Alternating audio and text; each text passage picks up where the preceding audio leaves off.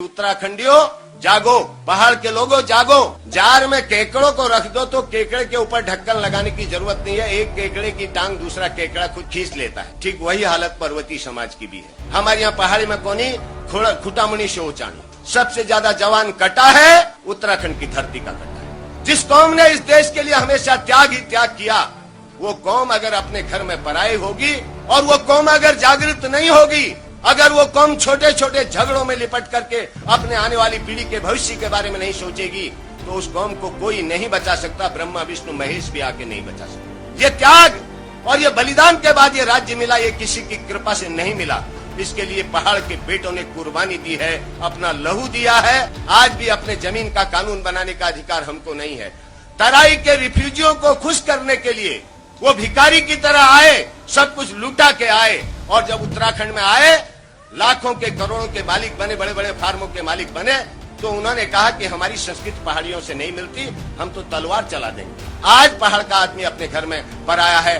दिल्ली का उद्योगपति आए, बॉम्बे का उद्योगपति आए, मल्टीनेशनल आए, वो उद्योग लगाए, सब्सिडी खा के चला जाए। अब हम क्लर्क या चपरासी बनने की बात तक इंतजार नहीं करेंगे। कोई कौम हिंसक पैदाइशी हिंसक नहीं होती, चाहे वो कांग्रेस हो, चाहे वो भारतीय जनता पार्टी हो। पहाड़ और पहाड़ियों की नंबर 1 की दुश्मन है। अगर उत्तराखंड का भविष्य बनना है तो उत्तराखंड की जनता ही बना सकती है उत्तराखंड को। अभी पिछले दिनों दिल्ली में चुनाव हुए और लगातार होते रहे हैं। जब से देश की आजादी के बाद जो पहला चुनाव हुआ, दिल्ली में भी हमारे पर्वतीय भाइयों की बहुत बड़ी संख्या है। कुछ लोग कहते हैं 22 लाख हैं, कुछ लोग कहते हैं 18 लाख हैं, कुछ लोग कहते हैं 25 लाख हैं। लेकिन वो शक्ति, जितनी बड़ी संख्या पहाड़ के लोगों की दिल्ली में है, चाहे वो प्रशासन का क्षेत्र हो, चाहे वो शिक्षा का क्षेत्र हो, चाहे वो राजनीति का क्षेत्र हो, कोई ऐसा क्षेत्र नहीं है हिंदुस्तान का जिसमें उत्तराखंडी न हो और उत्तराखंडी की अपनी ईमानदारी की, अपनी मेहनत की, अपनी साफगोई की पहचान न हो। लेकिन दुर्भाग्य भी हमारे साथ हमेशा बना रहता है। एक कहावत है कि अगर एक जार में केकड़ों को रख दो तो केकड़े के ऊपर ढक्कन लगाने की जरूरत नहीं है। एक केकड़े की टांग दूसरा केकड़ा खुद खींच लेता है। ठीक वही हालत पर्वतीय समाज की भी है। वो कभी संगठित नहीं हो पाया, इतिहास इस बात का साक्षी है। और जब भी कुछ लोग आगे बढ़ना चाहते हैं, दूसरा उसको पीछे खींचने की कोशिश करता है। दिल्ली के चुनाव के बारे में भी मेरी हमेशा ये राय रही है, उत्तराखंड क्रांति दल एक क्षेत्रीय दल है। 1979 में डॉक्टर डी.डी. पंत के नेतृत्व में इस दल का गठन हुआ और श्रद्धेय उत्तराखंड के गांधी, पर्वतीय गांधी बड़ुन जी के संरक्षण में और उनके मार्गदर्शन में यह दल आगे बढ़ा। 22 साल तक हमने राज्य की लड़ाई लड़ी और 1994 क्या वो ऐतिहासिक आंदोलन भी है जिसमें हिंदुस्तान का कोई हिस्सा ऐसा नहीं था जो इस राज्य आंदोलन से प्रभावित नहीं हुआ हो। चाहे वो बंबई का पर्वतीय समाज हो, चाहे वो गुजरात का पर्वतीय समाज हो, चाहे वो दिल्ली का पर्वतीय समाज हो, जहां जहां भी पर्वतीय निवास करता है, सारा भारत आंदोलित हुआ, पर्वतीय समाज आंदोलित हुआ। और 1994 का वह ऐतिहासिक राज्य आंदोलन भी सबके सामने है, जिसने पहली बार हिंदुस्तान की जनता को यह बताया, जिसने राष्ट्रीय दलों को यह अवगत कराया कि किराए की लाखों भीड़ इकट्ठा करके भले ही थोड़ी देर के लिए लोग राजनेता बनने का नाटक करते हो, लेकिन पहाड़ से जिस तरीके से गंगा और यमुना निकल करके सारे देश को नया जीवन देती हैं, उसी तरीके से 1994 2 अक्टूबर का वो जन सैलाब, वो जनता की गंगा जो दिल्ली की सड़कों पर जो है सैलाब के रूप में निकली थी, ये दीगर बात है कि वो आंदोलन किन कारणों से असफल हुआ। मैंने पहले ही कहा कि हमारे लोगों की सोच बहुत छोटी है। हमारे यहाँ पहाड़ी में कोनी खुटामणि शोचानी, और पहली बार भारत के इतिहास में उत्तराखंड के लोगों का बलिदान भी, जब भी उत्तराखंड का सही इतिहास लिखा जाएगा, स्वर्णाक्षरों में लिखा जाएगा। 1962 की भारत चीन की लड़ाई रही हो, 1965 का भारत पाकिस्तान का युद्ध हो, 1971 का भारत बांग्लादेश का युद्ध हो, या मौजूदा कारगिल ऑपरेशन हो, सबसे ज्यादा जवान कटा है उत्तराखंड की धरती का कटा है। सबसे ज्यादा मां की गोद सूनी हुई है, बहन की मांग का सिंदूर पूछा है, तो उत्तराखंड की मां की गोद सूनी हुई है, बहन की मांग का सिंदूर पूछा है। आज भी सियाचिन में 18,000 की ऊंचाई पर, आज भी कश्मीर के बॉर्डर में सर्वाधिक ऊंचाई पर 15 से 20 फुट बर्फ में अगर कोई जवान देश की सीमा के लिए बंदूक ताने खड़ा है, तो वो कुमाऊं रेजिमेंट का बेटा है, गढ़वाल रेजिमेंट का बेटा है, उत्तराखंड की धरती का बेटा है। तो जिस कौम ने इस देश को सब कुछ दिया, जिस कौम ने इस देश के लिए हमेशा त्याग ही त्याग किया, वो कौम अगर अपने घर में पराई होगी और वो कौम अगर जागृत नहीं होगी, अगर वो कौम छोटे छोटे झगड़ों में लिपट करके अपने आने वाली पीढ़ी के भविष्य के बारे में नहीं सोचेगी, तो उस कौम को कोई नहीं बचा सकता, ब्रह्मा विष्णु महेश भी आके नहीं बचा सकता।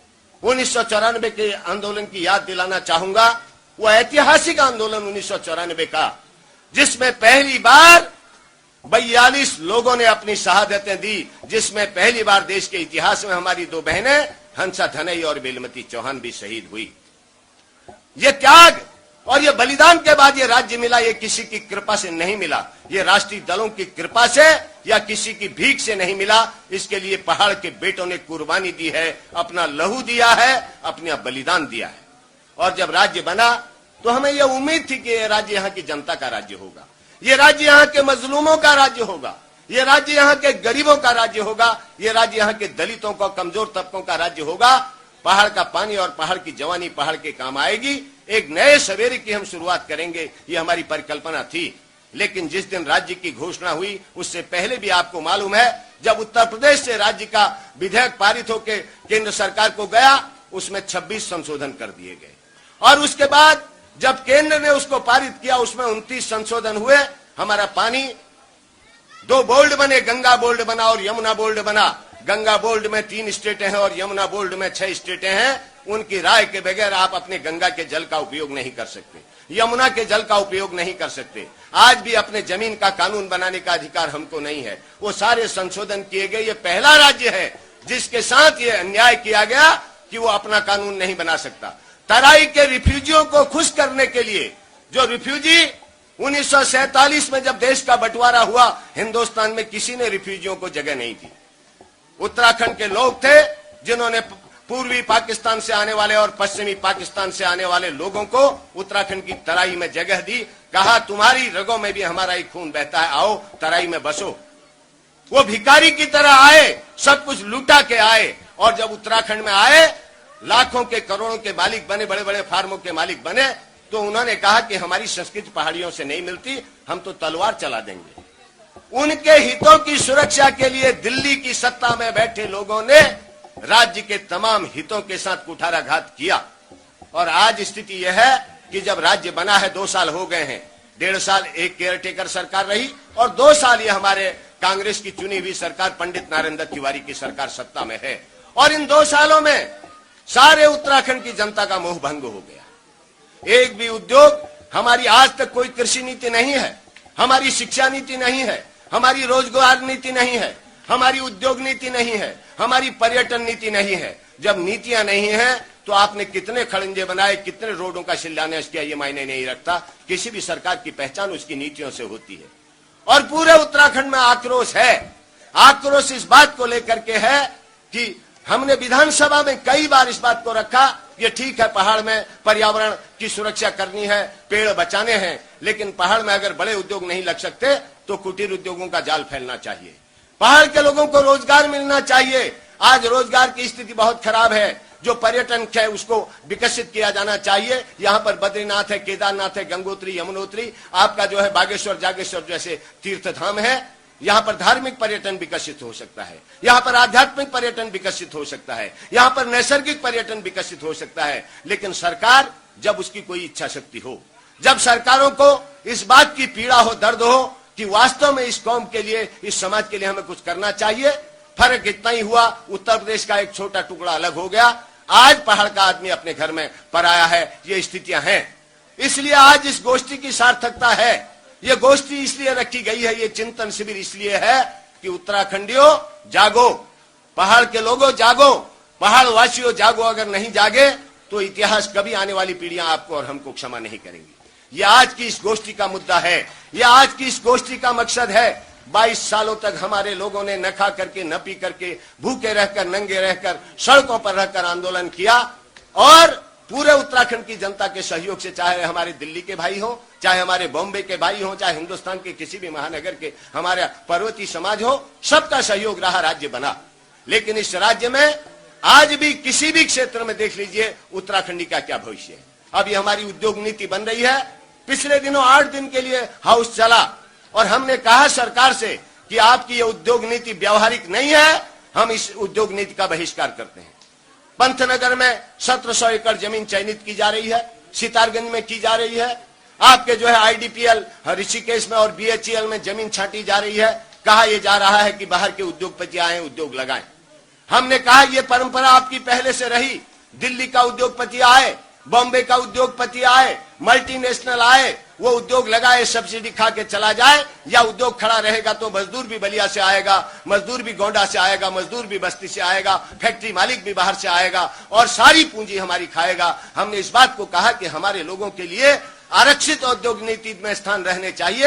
आया अगर 100 उद्योग लगते हैं तो कम से कम 70 उद्योग उत्तराखंडियों को मिलने चाहिए, चाहे वो जॉइंट सेक्टर में लगाएं, चाहे वो व्यक्तिगत सेक्टर में लगाएं, चाहे वो किसी भी सेक्टर में लगाएं। और खास तौर से जो हमारा प्रवासी पर्वतीय है जो पूंजी लगा सकता है, उसके लिए आरक्षण की व्यवस्था होनी चाहिए। ये बात मैंने हाउस में कही है, अभी इससे पहले जो सत्र हुआ था, और अभी जो होगा उसमें भी कहेंगे। हम उस उद्योग नीति को स्वीकार नहीं करेंगे।